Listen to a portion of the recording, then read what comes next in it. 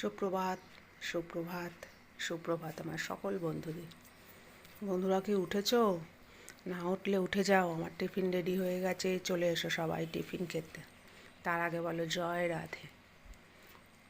নাকি ঠান্ডায় কারোর উঠতে ইচ্ছে করছে না? আমাদের এখানে তো হালকা ঠান্ডা পড়ে গেছে। তো আজ আমি টিফিন করেছি, দেখো,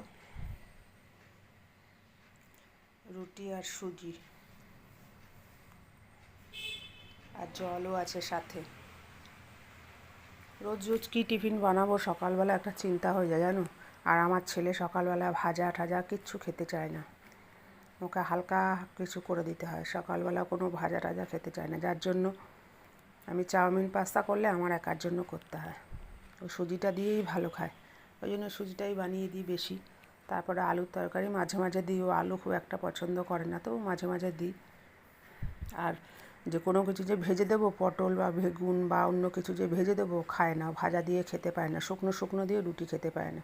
ভাতও শুকনো শুকনো কিছু দিয়ে খেতে পারে না, আর রুটিও খেতে পারে না, তাই জন্য ওই সুজি করে দিই মাঝে মাঝে। দেখো, চামচও দিয়েছি সাথে একটা, আবার জলও দিয়েছি। ঠিক আছে, সবাই উঠে ব্রাশ করে ঝটপট করে খেয়ে নাও। তো রাখলাম বন্ধুরা, তোমাদের কিন্তু টিফিন পাঠিয়ে দিলাম, মনে করে কিন্তু সবাই খেয়ে নিও। রাখলাম, টাটা।